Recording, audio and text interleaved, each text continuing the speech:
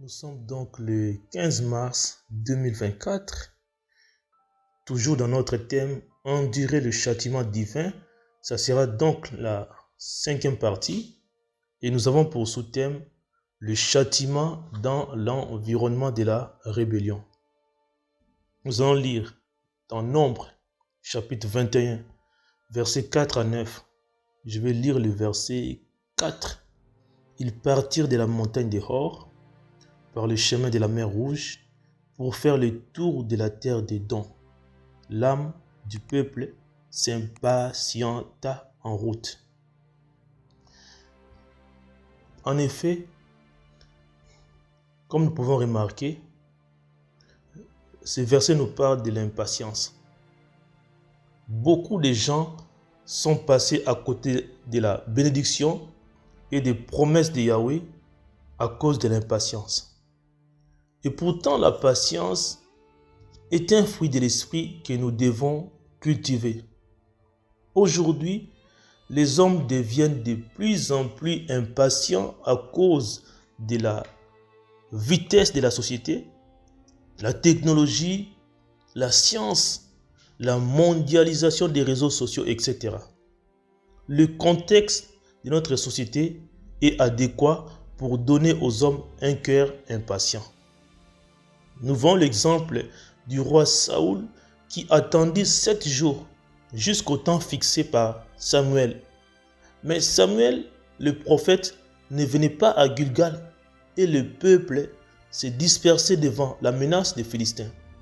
Saoul offrit un holocauste et des sacrifices d'offrande de paix alors qu'il n'était pas qualifié à le faire. Cette fonction était réservé exclusivement aux prêtres et non au roi. Dès qu'il finit d'offrir des sacrifices, c'est alors que Samuel est arrivé. Donc c'est à cause de son impatience qu'il a perdu la royauté. Romains 12, donc Romains chapitre 12, verset 12 dit « Vous réjouissant dans l'espérance, patient dans la tribulation, persévérant dans la prière. »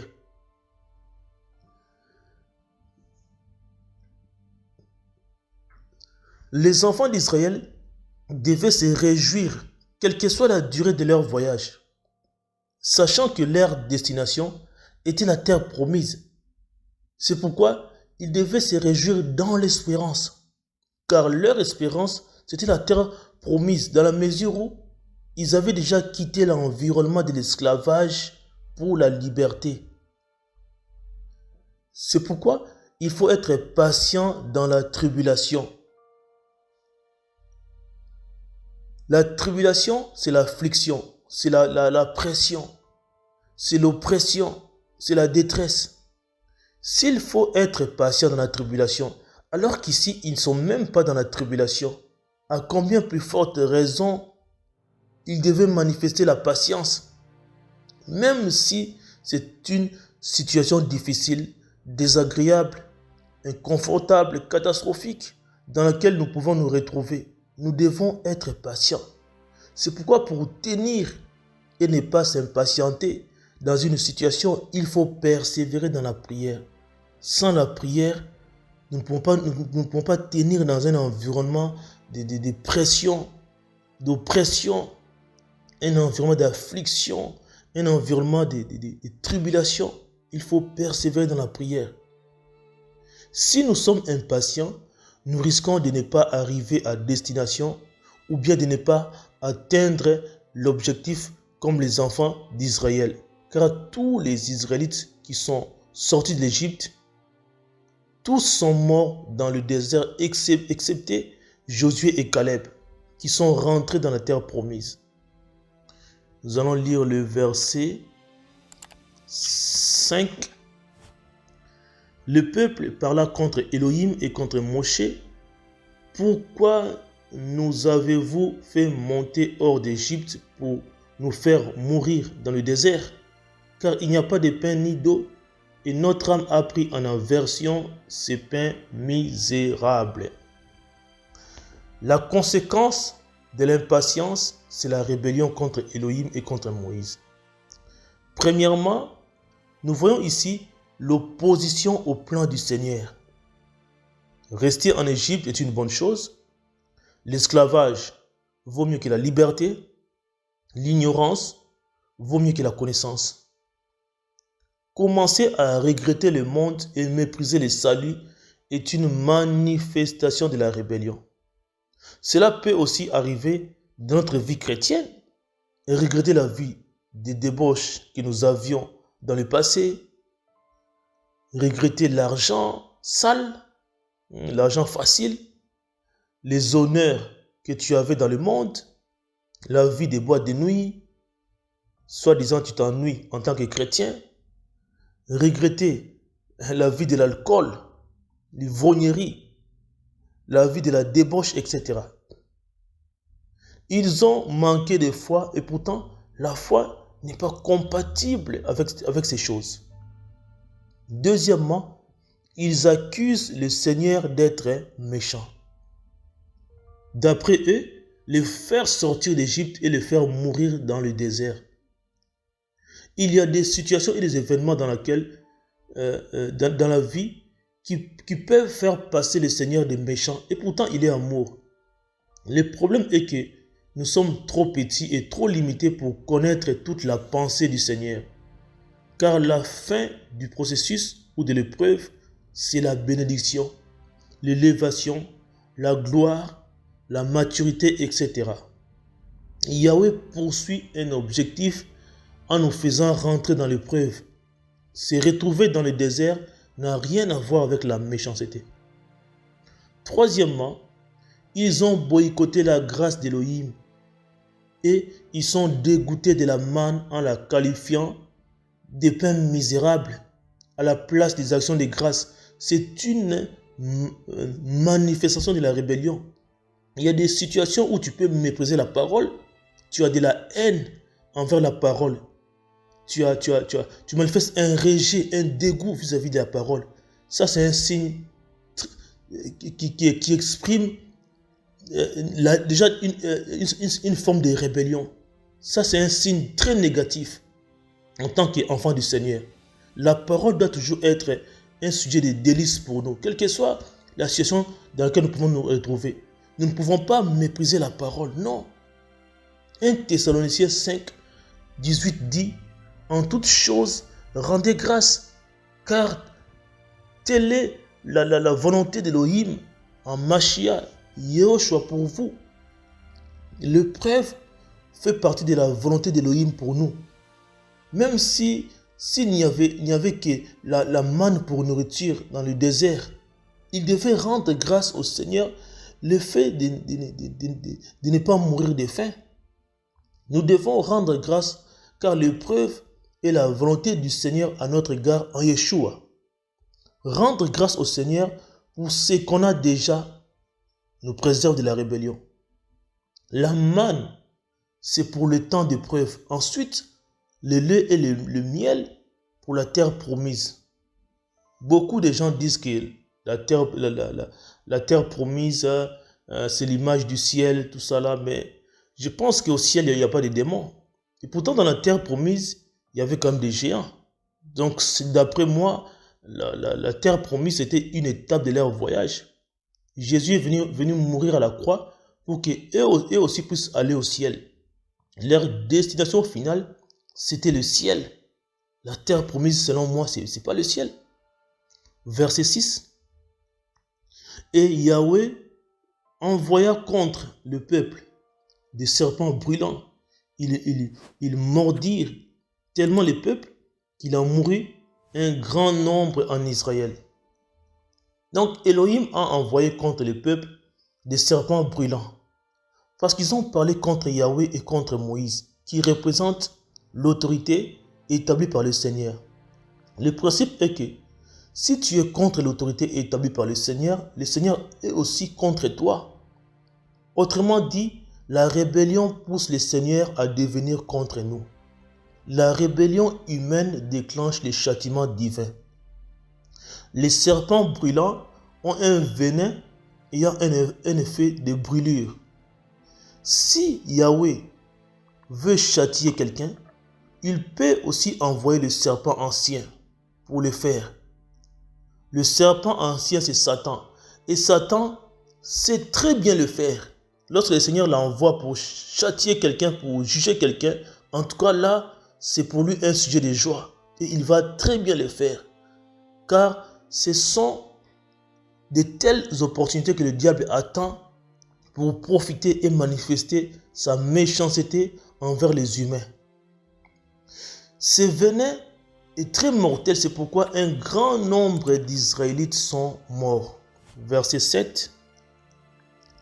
Alors le peuple vint vers Moshe et dit, nous avons péché, car nous avons parlé contre Yahweh et contre toi. Intercède auprès de Yahweh, afin qu'il éloigne de nous les serpents. Et Moïse intercéda pour le peuple. Voilà. Le peuple, comme nous pouvons remarquer, reconnaît son péché et il se répand. La repentance est l'instrument qui arrête le châtiment divin. Ils ont eu recours à la même autorité qu'ils ont bafouée, méprisée et disqualifiée. C'est ce qui se passe aussi dans les assemblées aujourd'hui. Les chrétiens critiquent et insultent leurs dirigeants. Mais lorsqu'ils ont des problèmes, des maladies, des problèmes de péché, des problèmes de sorcellerie, des démons, des combats spirituels, dans la famille par exemple, ils vont chercher les mêmes dirigeants. Ça, c'est comme les enfants d'Israël dans la rébellion. Ce sont les enfants dans la rébellion. Même plutôt, lorsque les enfants sont dans la rébellion, les enfants quittent la maison. Quand ton entreprise ne marche pas bien, tu vas chercher les mêmes personnes pour le soutien et la prière. C'est ça la contradiction. Moïse a finalement prié pour eux. Moïse a le cœur d'un berger. Exode chapitre 3 verset 1 dit que Moïse devint berger du troupeau de Jéthro, son beau-père, prêtre de Madian. Donc Moshe avait déjà appris à être berger. Il avait commencé à exercer cette fonction avec les animaux avant de paître les humains. Il faut avoir un grand cœur pour diriger les gens, car tu auras beaucoup à supporter, à patienter, à compatir, à soutenir, etc. Il faut avoir l'appel pour diriger les gens, parce que tu auras à confronter les démons et le caractère humain. C'est très difficile de diriger les gens. 1 Pierre chapitre 3, verset 9 dit ceci. Ne rendez pas le mal pour le mal, ou l'injure pour l'injure, mais au contraire, bénissez, sachant que c'est à cela que vous êtes appelés afin d'hériter la bénédiction. Moïse a prié pour eux, il n'a pas refusé, il n'a pas rendu le mal pour le mal, il n'a pas injurié. Nous sommes appelés à bénir et ne pas à rendre le mal pour le mal. Nous sommes appelés à bénir et ne pas rendre l'injure pour l'injure. Cela nous permet d'hériter la bénédiction, c'est-à-dire rendre le mal pour le mal et l'injure pour l'injure nous fait perdre la bénédiction. Verset 8. Et Yahweh dit à Moshe, fais-moi un serpent brûlant et mets-le sur une perche, et il arrivera que quiconque sera mordu et le regardera vivra. Ils ont été mordus par un serpent brûlant et ils doivent être guéris par un autre serpent brûlant. Le principe est que les problèmes spirituels doivent avoir des solutions spirituelles et non philosophiques, ni psychologiques, ni psychiatriques. Les psychologues et les psychiatres ne peuvent pas chasser les démons. Et sont eux-mêmes possédés par les démons. Ces psychologues et ces psychiatres vont à leur tour consulter les psychologues pour des troubles psychologiques tels que l'anxiété, les troubles d'humeur, la dépression, les dysfonctionnements alimentaires, etc. Dans cette situation, la médecine ne peut pas guérir. Ceux qui sont mordus par le serpent, la médecine ne peut pas guérir ceux qui sont mordus par le serpent. La vie est donnée par le fait de regarder le serpent, même si cela peut paraître banal. C'était le remède adéquat pour cette situation appropriée. Il y a des moments où les réponses divines peuvent paraître banales aux questions humaines.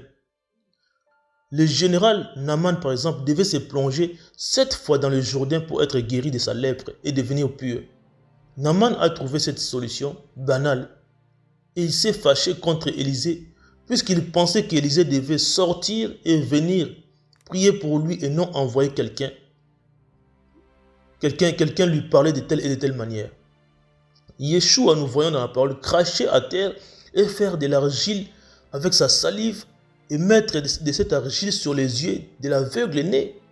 Ensuite, l'envoyer se laver dans le réservoir de Siloé et puis voir clair et être guéri. Ce qui est banal devant les humains est important devant le Créateur. Romains chapitre 5, verset 19. Par de même que par le moyen de la désobéissance d'un seul être humain, beaucoup ont été rendus pécheurs, de même aussi par le moyen de l'obéissance d'un seul, beaucoup seront rendus justes. La désobéissance d'un seul être humain est le moyen par lequel beaucoup ont été rendus pécheurs. Un seul être humain a désobéi et toute sa descendance a été affectée. Par l'obéissance d'un seul être humain est le moyen par lequel beaucoup seront rendus justes. Un seul être humain a obéi et beaucoup seront justifiés. Ainsi donc, les serpents ont tué les humains. Il faut donc un serpent pour guérir les humains. C'est l'homme qui a désobéi et a donné la mort à l'humanité. Il faut aussi l'homme qui a obéi et pour donner la vie à l'humanité, ou bien qui a donné la vie à l'humanité. C'est comme ça que ça se passe. Verset 9. Moshe fit un serpent de cuivre et le mit sur une perche. Et il arrivait que lorsqu'un serpent avait mordu un homme, il regardait le serpent en cuivre et il vivait. Le serpent en cuivre fut le remède pour guérir l'environnement de la rébellion du châtiment. Ce serpent en cuivre sur la perche représente la croix. Il est ici question de Yeshua qui est mort à la croix pour nous donner la vie, qui a été élevé après sa résurrection d'entre les morts. Nous allons lire dans Nombre, chapitre 12, versets 1 à 16. Nombre chapitre 12, versets 1 à 16. Je vais lire le verset 1. Alors Myriam et Aaron parlèrent contre Moshe au sujet de la femme éthiopienne qu'il avait prise, car il avait pris une femme éthiopienne. Dans un sens, Myriam et Aaron n'avaient pas tort de parler ainsi. Premièrement, les Israélites ne devaient pas épouser les femmes étrangères. Deutéronome chapitre 7 verset 3 dit que tu ne t'allieras pas par mariage avec elles. Elles, c'est les nations païennes. Tu ne donneras pas tes filles à leurs fils et tu ne prendras pas leurs filles pour tes fils. Sauf que l'attitude ou la réaction de Myriam et Aaron est considérée comme une rébellion devant le Seigneur. Deuxièmement, dans un autre sens, il s'est trouvé dans un environnement où il n'y avait que des femmes étrangères, éthiopiennes. Il ne pouvait plus retourner en Égypte où il était recherché par Pharaon qui qui voulait à sa vie. C'était plus possible. C'est comme certains Africains, lorsqu'ils arrivent en Occident, ils préfèrent trouver une femme sur place. C'est plus facile que de chercher une femme en Afrique. C'est trop d'histoires, beaucoup de gymnastique, de dépenses financières et efforts physiques. En cas de séparation ou divorce, ça fait plus mal à celui qui a ramené une femme de l'Afrique que celui qui a trouvé la femme sur place. Troisièmement, la question de l'amour. Moïse est amoureux d'une femme éthiopienne. Lorsqu'on aime, le cœur s'y attache naturellement. Il s'était aussi attaché à la famille. Jéthro, beau-père de Moïse et prêtre de Madian, avait 7 filles. Moïse était bien là où il y avait les femmes. Il y avait beaucoup d'attention et d'affection. Il était bien entouré. Dès le premier jour, il a rencontré ses filles. Il a puisé de l'eau pour elles. Il les a secourues au moment où les bergers les avaient chassées. Il était un héros dans cette famille. Quatrièmement, la question du divorce. Moïse avait la liberté de divorcer parce que sous la loi, un homme pouvait répudier sa femme pour n'importe quelle raison, juste en lui écrivant une lettre de divorce, qu'elle soit insolente, insoumise, ne sache pas bien faire à manger, qu'elle soit dépensière, impulsive, qu'elle ait avoir pris du poids après l'accouchement. Pas besoin de chercher un avocat ou de se présenter devant le juge. C'était vraiment un divorce radical. Cinquièmement, la question de la révélation. C'était la période avant que le Seigneur se révèle à Moïse. C'était la période avant l'épisode du buisson ardent. Et avant de recevoir la Torah, Moïse n'avait pas encore reçu la loi. Verset 2. Et ils dirent, et c'est seulement par Moshe que Yahweh parle. N'est-ce pas aussi par nous qu'il parle? Et Yahweh entendit cela. Yahweh entendit Myriam et Aaron parler contre Moïse. Et le Seigneur entend là où les êtres humains ne peuvent pas entendre. Comme on dit, le mur ont les oreilles. Ils ont commencé à remettre en question l'autorité de Moïse. Le ministère, c'est aussi faire des erreurs. Et les erreurs ne disqualifient pas forcément notre appel à cause de la patience et de la bonté du Seigneur. Effectivement, Yahweh nous parle à tous, oui. Mais la différence, c'est au niveau de l'appel, de la grâce, de l'onction et de l'autorité. C'est ça qui fait qu'il y en a qui sont appelés à diriger des églises et des ministères, mais d'autres ne le sont pas. Il y a des gens qui sont appelés à faire des séminaires, à écrire des livres, des enseignements, et d'autres non. Il y a quand même une différence, bien que le Seigneur nous parle à nous tous. Aujourd'hui, nous avons tous le Saint-Esprit. C'est une bonne chose, mais il y a quand même des différences. Verset 3. Moshe était un homme très humble, plus que tout autre humain sur la face du sol. Moïse est un homme de qualité. Il est très humble, plus que tout être humain sur la face du sol. De nos jours, il est de plus en plus difficile de trouver les gens très humbles, puisque notre époque est remplie de la connaissance de la parole. Nous savons tous que la connaissance enorgueillit. Certainement, s'il n'était pas très humble, il n'allait pas intercéder en faveur des gens qui avaient parlé contre son autorité auprès du Seigneur. Moïse était un homme très humble, un homme de qualité. Versets 4 et 5. Et soudain, Yahweh dit à Moshe, à Aaron et à Myriam, vous trois, allez à la tente d'assignation. Et ils y allèrent, et trois. Alors, Yahweh descendit dans la colonne de nuée et s'éteint à l'entrée de la tente. Puis il appela Aaron et Myriam qui s'avancèrent tous les deux. Il y a ici convocation d'une réunion urgente entre Moshe, Aaron, Myriam et Yahweh.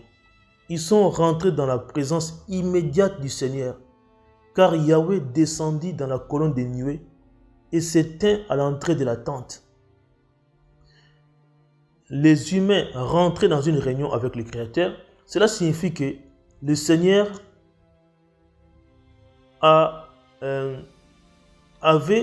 signifie que le Seigneur, le sujet à traiter était important. Le sujet en question, c'est la rébellion contre l'autorité établie par le Seigneur. Versets 6 à 8, il dit, « S'il vous plaît, écoutez mes paroles. S'il y a parmi vous un prophète, moi, Yahweh, je me fais connaître à lui en vision. Je lui parle en rêve. Il n'est pas ainsi de mon serviteur Moshe qui est fidèle dans toute ma maison. Je parle avec lui bouche à bouche en apparition et non en énigme. Il voit une image de Yahweh. Pourquoi n'avez-vous pas craint de parler contre mon serviteur, contre Moshe? » Yahweh parle de la particularité de Moïse comme prophète. La différence est que Yahweh parle à tous les prophètes en rêve et lui fait connaître à lui en vision. Donc les prophètes, ils sont concernés par le rêve et la vision. Mais la spécificité de Moïse est que il est fidèle dans toute la maison de Yahweh. Et une autre qualité de Moïse, en dehors de l'humilité, c'est la fidélité de Moshe. Il était un homme fidèle. À cause de cette qualité, Yahweh parle avec lui bouche à bouche. Moïse est resté jusqu'à aujourd'hui le seul prophète à qui le Seigneur a parlé avec bouche à bouche et en apparition. Donc, le Seigneur apparaissait à Moïse. C'est vraiment exceptionnel. Par contre, aux autres prophètes, Yahweh leur parlait en énigme. Une énigme est une parole sombre et obscure. Mais Moïse voit une image de Yahweh sans obscurité.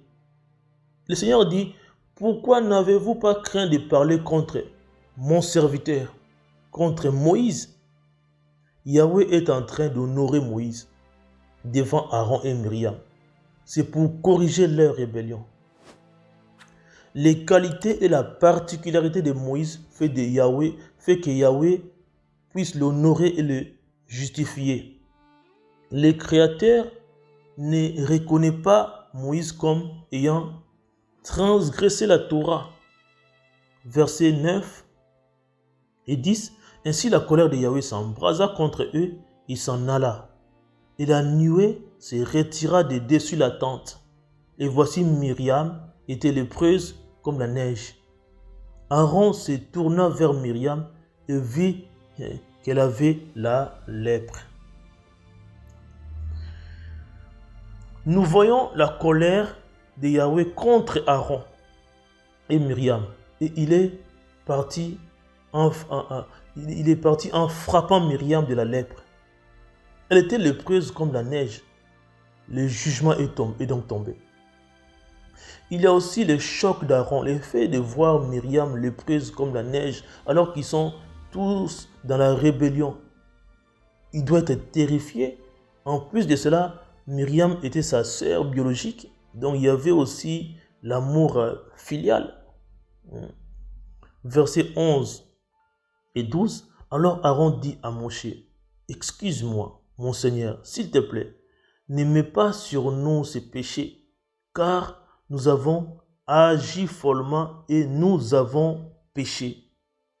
S'il te plaît, qu'elle ne devienne pas comme la mort, qui, à sa sortie de la matrice de sa mère, a sa chair à moitié dévorée. » Aaron ici reconnaît qu'ils ont agi follement et qu'ils ont péché. Ça, c'est ce qu'on appelle la repentance.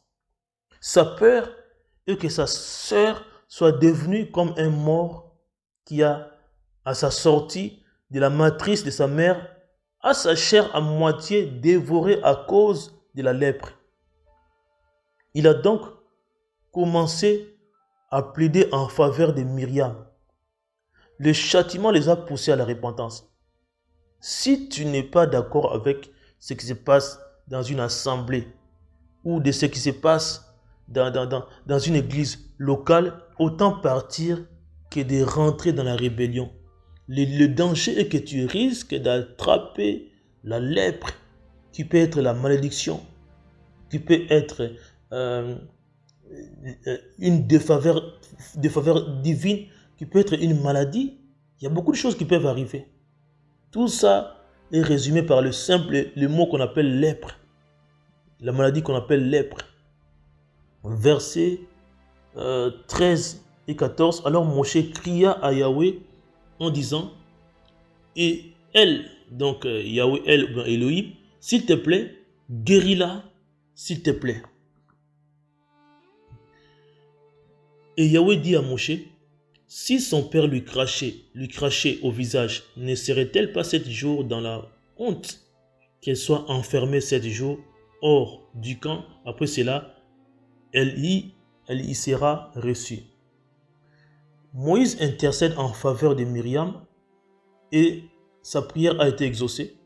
Le Seigneur lui impose la condition d'être enfermé pendant 7 jours hors du camp. Ce sont les 7 jours de la honte au terme desquels elle devait être reçue d'après l'ordonnance mosaïque parce qu'elle était devenue impure. C'est comme ici, elle est assignée à résidence ou mise en quarantaine jusqu'à ce qu'elle soit guérie. Il s'agit ici d'un confinement. Sa correction ou sa punition devait durer 7 jours. C'est une crise sanitaire. Elle est susceptible de contaminer les autres. C'est après 7 jours qu'elle devait réintégrer le camp. Versets 15 et 16. Ainsi Myriam fut enfermée hors du camp 7 jours, et le peuple ne partit pas de là jusqu'à ce que Myriam fût reçue. Après cela, le peuple partit de Hatzeroth et il campa dans le désert de Paran. La fin de son enfermement ou de son châtiment, le peuple a aussi été affecté par la rébellion de Myriam et Aaron et du châtiment de Myriam. C'est pourquoi le peuple ne pouvait pas partir de là sans Myriam. C'est ainsi le peuple poursuivit son mouvement vers Canaan. Psaume chapitre 118, versets 17 et 18, David dit, « Je ne mourrai pas, je vivrai, et je raconterai les œuvres de l'Éternel. L'Éternel m'a châtié, il m'a châtié, mais il ne m'a pas livré à la mort. » C'est après être sorti du châtiment que David a fait cette puissante déclaration. Comme quoi, je ne mourrai pas, je vivrai et je raconterai les œuvres de Yahweh. Le but du châtiment n'est pas pour nous livrer à la mort, mais pour nous amener à la repentance. C'est pourquoi il dit que Yahweh m'a châtié, il m'a châtié, mais il ne m'a pas livré à la mort. C'est comme Myriam aussi a été châtiée, mais n'a pas été livrée à la mort. Elle a été guérie de sa peste. Le principe est que après le châtiment vient la proclamation. Nous allons lire Hébreux chapitre 13, versets 17 et 19.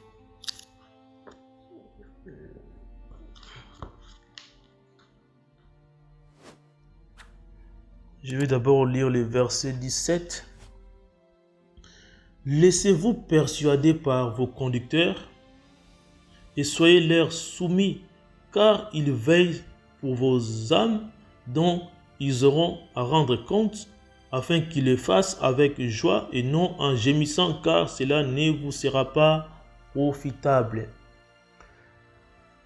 Nous devons nous laisser persuader par nos conducteurs et leur être soumis, car cela va nous protéger de la rébellion.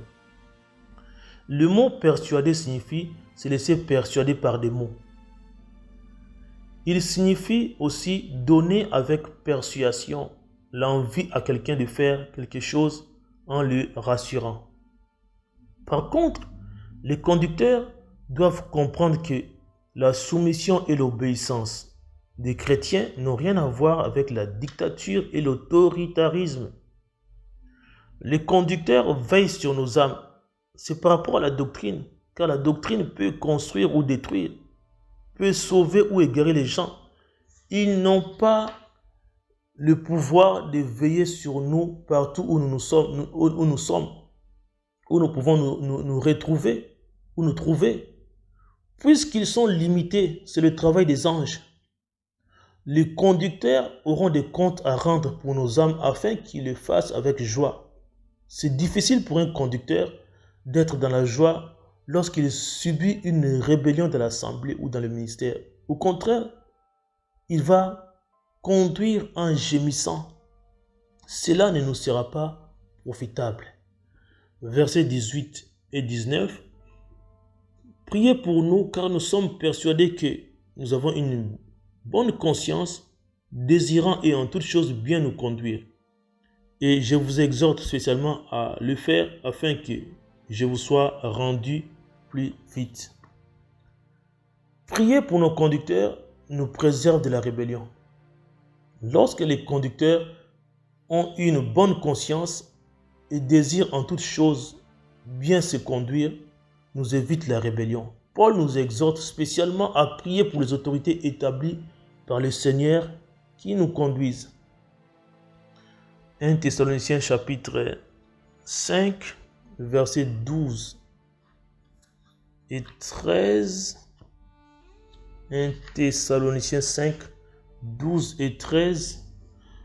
Mais nous, vous prions, frères, de considérer ceux qui travaillent parmi vous et qui vous dirigent dans le Seigneur et qui vous avertissent.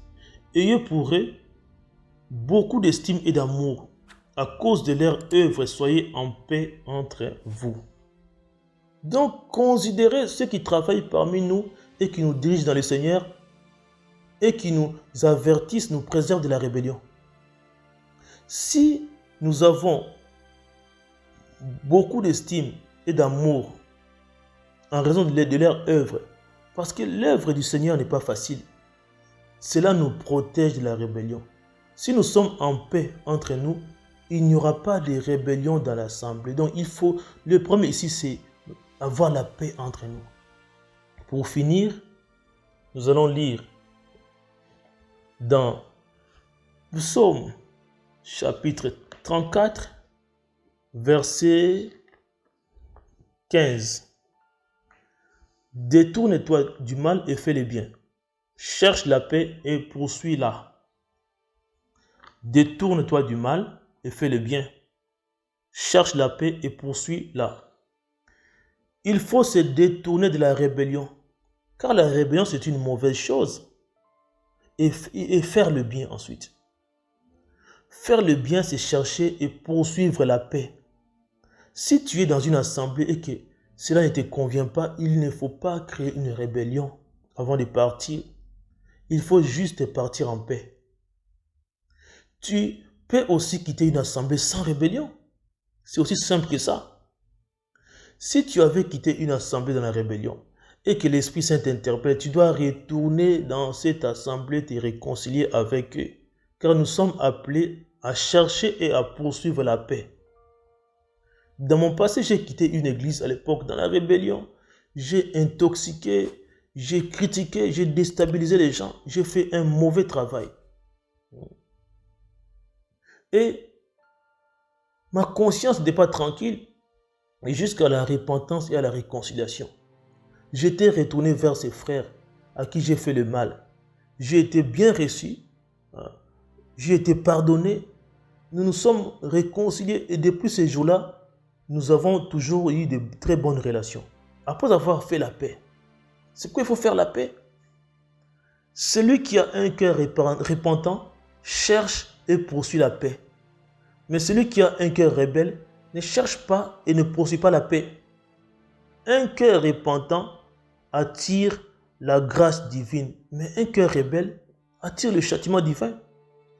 La paix doit être l'objet de recherches et de poursuites, parce que la paix bannit la rébellion, bannit la haine, bannit l'hostilité, bannit l'inimitié, bannit la rancune, etc. Amen.